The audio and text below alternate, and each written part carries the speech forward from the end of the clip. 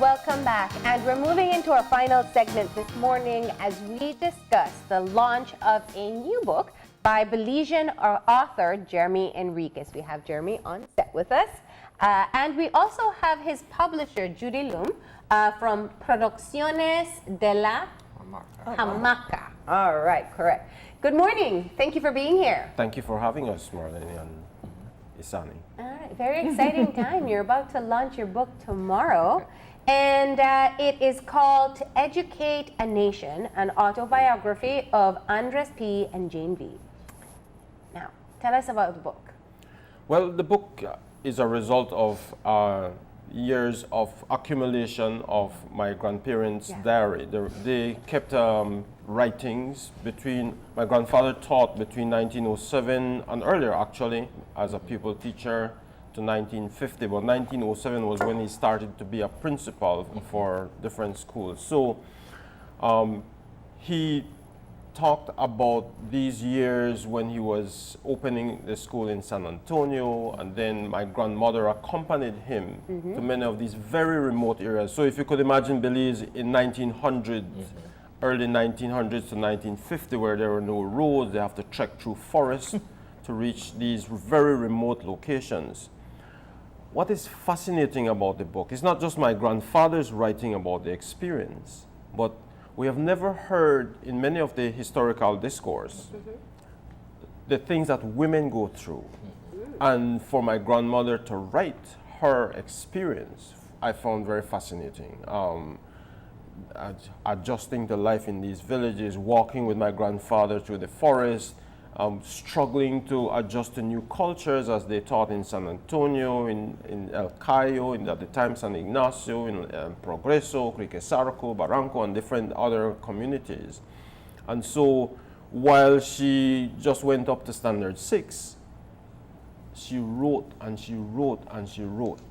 So I discovered this, first I discovered the manuscript. My father had a collection of these old torn exercise book manuscripts of their writings. I found it in early 1990. My father passed away in 1988.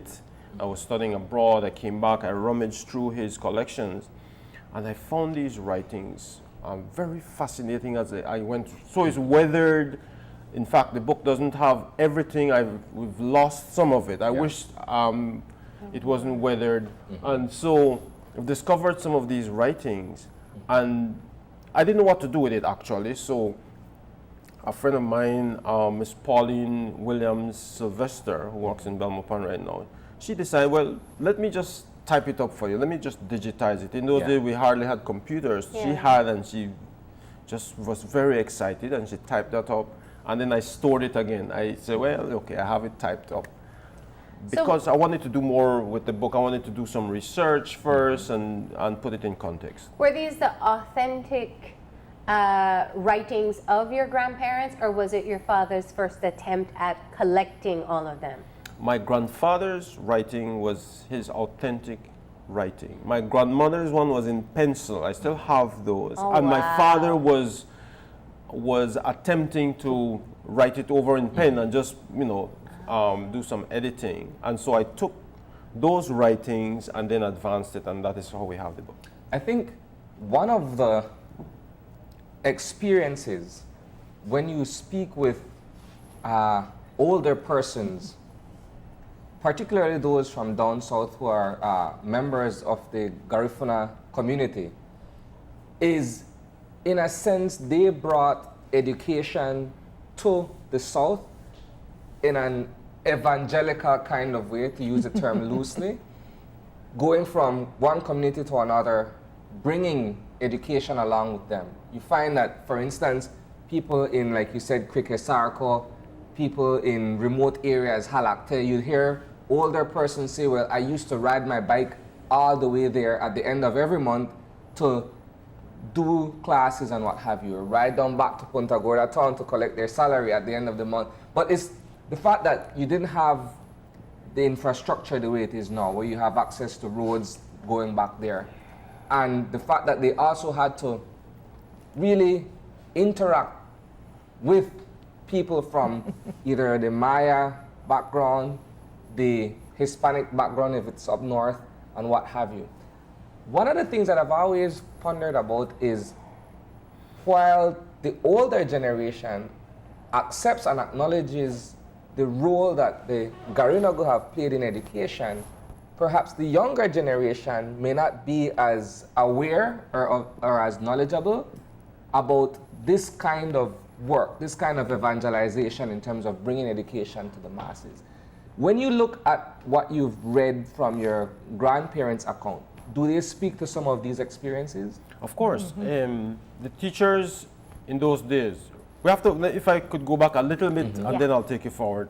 When the Garinagu first arrived in Belize in 1802, they came as woodcutters. They were hired just because there was a massive a shortage of labor. The enslaved Africans here were escaping to nearby Guatemala, Mexico.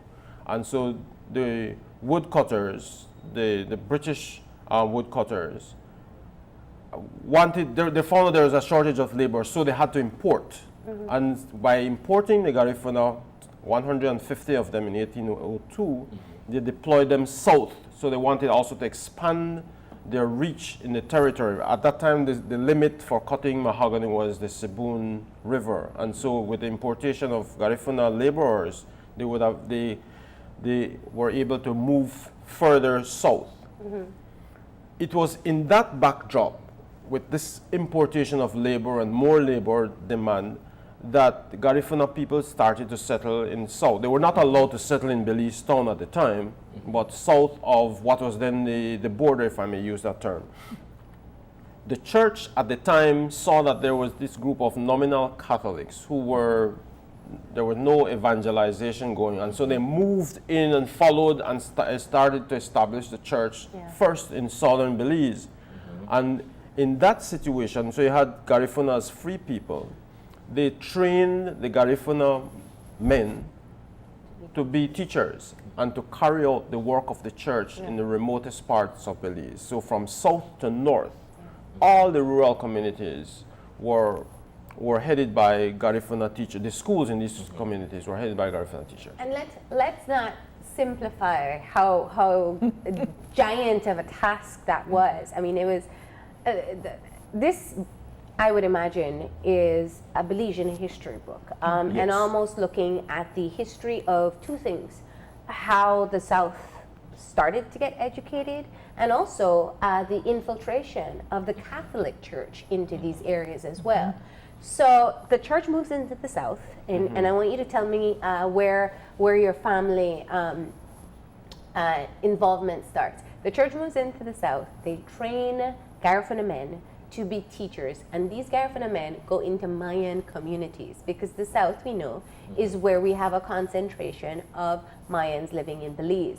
So they go in with what they speak, which is Garifuna, and they have to learn Quechua and teach these the people in the communities as well. In English. In English, yeah. Quite a dynamic, but it's not only moving to the rural communities in the south. They were employed through villages all over the country. So in the west, in the north.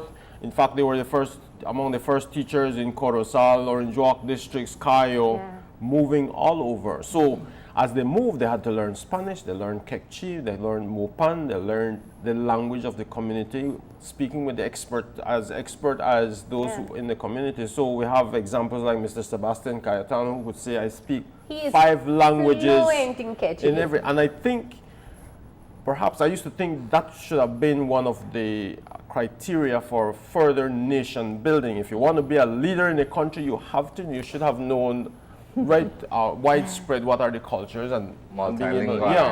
But anyway, but in those days, that was one of the benefits. But what we did not hear in that history is the sacrifice, the tremendous sacrifice of the wives and the children as they moved around with their fathers and husbands to these remote areas. My grandmother, as you will see in the book, lost her first 5 children. Oh, they were stillborn from the tremendous sacrifice of walking. They faced influenza.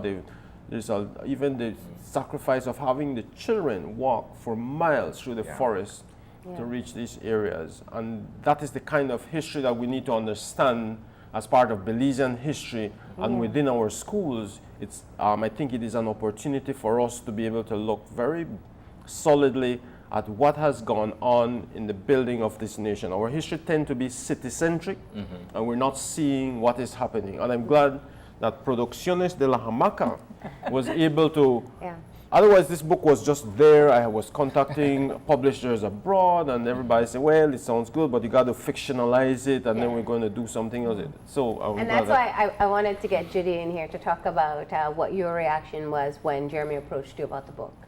Well, it was at another book launch. Jerry said, he's looking at the book we just published and said, oh, yeah, and other people. I had been hearing about these diaries for a good while, so I wasn't surprised by it. We got the manuscript 2 years ago. We looked it up to see. And Dorothy Beveridge is my partner in this publishing. We were both thrilled with it. We said, this is going to be fun. Yeah. And we're really honored to do this. This is very important work, and it's been a great pleasure to work with Jerry on it. He's an excellent writer and a really good editor as well. Yeah. So we've had a really good time putting this together. As the publishers, obviously, you have an idea as to whether or not a book will be well received. You also know that there are certain elements that will be important for it to be able to resonate with people who read it. For you, when you read through the original drafts, what is it that stood out the most for you? Well, I'd have to say that it's the woman's perspective as the historical part of it is there, but to have that and as someone pointed out, her section is 3 times as long as your grandfather's section, and it's just so rare to get the woman's perspective, and especially from that era. Yeah. Now, Jeremy, how much of the book, I'd imagine putting this together, you said it isn't even all of the diaries that you found from them. How much of the book, or what was the process like editing down the material to what would be most essential to their story? Well, I kept most of their story as is. So the other part for me was more putting that story in context, as giving the historical background as to why and how it led on to this, exploring the history of Catholic education in Belize, exploring the history of Garifuna coming to Belize and all those, to put in context their story, and especially her story. We hear about his story, but her story is important to put in context. And so that's the family that we're seeing there. Yeah. My grandfather, that picture was taken in 1928. With their children, the youngest who is still alive, Mr. Constantine Enriquez, my uncle, he wasn't born yet when that picture was taken. Wow. So that's the family, and that's the cover of the book. And then we have more. There was also that picture of Garifuna teachers, those noble men. There they are, suit and tie and hot PG, trained by the priests to be deployed. So the source of teachers countrywide in the early 1900s was from PG, because there was Father Tink, who ran a rigorous teacher training program from there to deploy these teachers, not only as teachers to head schools, but as catechists to advance and evangelize the other parts of the country. And that's Father Tink, who was in PG for 25 years, who was very, he was the one who organized the teacher training program before the teachers. I could always recall my dad talking about his travels to faraway places like Otosha, Pueblo Viejo, and all these places in the name of teaching and taking education to these communities where people otherwise wouldn't have had the opportunity to come to town to get educated. It's so far away, and in a lot of instances, culturally and traditionally they're so different. So they may not have seen the importance of saying, you know what, we have to send our kids to Punta Gorda town in this case. So it's like Punta Gorda town, the men, as you said, and the women came to them to bring this enlightenment, so to speak. Definitely. And in doing so, it means that the potential leaders of our Garifuna communities, when they were taking out the best and the brightest to deploy to other communities, it had an impact on our communities. Yeah. And as we see long term up to today. So every time you're calling out the best and the brightest and sending them out to other communities, a brain we're drain, losing, in a sense. yeah, in a sense, a brain drain from our communities. So. From the diaries that you read of your grandparents, what was the most touching story or recollection that you read? There are moments, I would say, as I go through this book that I really feel deeply the kinds of experiences that they went through, and I would take a while to pause and really digest, but also have an emotional breakdown sometimes. One is, I remember this part, and then you will read that too. My grandfather was teaching in Enriquez. He decided that he would go because my grandmother, they just had a baby, the last child, and he was like a month old, and my grandfather was alone in Enriquez. He was not used to that. He was always used to having his family with him. But then he decided to come back to town to PG for his family. And they were getting ready to go to Enriquez, so they wake up early in the morning. It's an all-day travel by dory. So she wrapped up the child. She was just 1 month after she gave birth. She made sure she kept very warm. And it was a chilly morning. It was a January morning. And so she made sure all the children were wrapped and warm. And so when they were as soon as they were to depart, the children they went into the dory, and then the dory leaked, and all the kids got wet. The feet got wet, and she was so distraught. And then she also wanted to use these toilets that they have over the sea, the latrines. It was dark morning. She was going to use the latrine, and she fell into the sea. Got wet, shivering cold after being so warm. She made sure she was trying to protect herself and keep warm. And she had to change into a thin nightgown because she couldn't find the rest of her clothing, and travel for me. And then traveling by boat with all the children, and she was crying along the way at some points because she's saying, why do we keep doing this? And so that was a difficult part. That's when she reflects on the personal sacrifice she makes because her husband chose this. Right, and they're doing this year in, year out for 40 years, just moving around, and she keep wondering, why do we keep doing this? And they do not even have, every time they build a house of their own in PG, thinking that maybe they will settle down there, maybe the priest will allow them to teach in town, they just deploy them wherever the priest want them to go, they have to go. It was like a vocation, really, a calling that these persons took on. What you're saying resounds to me because it's the similar story my dad always tells us, you know, paddling to Otosha, 26 miles upriver, it's an all-day, all-night upstream paddle, upstream to get there to start your teaching. And this is something that they had to do repeatedly every month. They had to go back. You know, it's tough. The important thing about all this for me is that it is not only the story of my grandparents. This is only a snapshot of what so many Garifuna teachers and their families have been through. So while we see the story of my grandmother, there are women who have been through this who did not have the opportunity to tell their stories. And so this is just encapsulates what many families have been through, and the children now could speak about it. We have people like your father who could talk about the kinds of hardships and sacrifices they made. There are people like Roy Cayetano who could talk about that, Edmund Zuniga, and so many others could say, you know what, my father has done so much in these communities, and we as the families have sacrificed a lot. Yeah. Did you choose the launch of this book to be near November 19th? It also was. It also was Yeah. when we got it done. Yeah, Yeah. We were aiming for it. we were Yeah. aiming for, It's a great time to be able to celebrate the contributions of Garifuna people. Now, you have your launch planned out for tomorrow, and I can see that obviously it's going to be a multicultural event as well. Tell me a bit about it.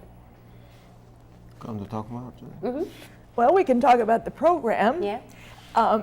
It's actually the point. All of these people learned all of these languages. So we have Sebastian Cayetano doing the prayer in Quechua, Constantine doing the prayer in Maya. Then we have Dr. Palacio and Sebastian also doing the welcome, and Dr. Joseph Palacio doing the opening remarks. Yeah. And so, where can people be able to get the book? The book will be available at the launch, but it Okay. is also available at bookstores in Belize City, the Angelus Press, Brody's, the Image Factory, A&R, also Dacre Stationer and Books in Belmopan, and it will also, we are looking for other outlets in the district, so the book will be available there. As well as on Amazon. And you can As get well it as on Amazon, there are a lot of, yeah. people are buying it on Amazon also, especially those in the diaspora. So, And it's the only the first of 4 events. yeah, they will launch in Belmopan on Wednesday at the George Price Center, 1:30. Then we go to PG at University of Belize, Toledo, and another, that will be on Thursday at 7 p.m. And then on Friday at 10:30 at the Golisi School in Dangriga, Ms. Phyllis Nice. Cayetano has organized the launch there for us. Although originally it was only going to be in Belize City, but people are saying, but why don't you do that? Why don't you? Yeah, so. You have to follow in the footsteps of the grandparents Yeah, and so, move yeah. into all the different communities. Exactly, yeah. So it's a book tour. It's a book tour, yeah. Okay, A launch so and a if you tour. can't make it to the launch in Belize City, you can you can be a part of it in Belmopan, and then in PG, and then in Dangriga. What's the cost of the book? At the launch, it's going to be $35, a Okay. special price. Okay. Yeah. Well, we want to thank you for coming in and sharing a bit of your insights as to what went into producing the biography, and also Judy, we thank you as well for coming in and sharing your thoughts. Right? Thank you very much for having Thank us. you. We're going to go ahead and take a break, and when we come back, we'll have our wrap up. So stay tuned.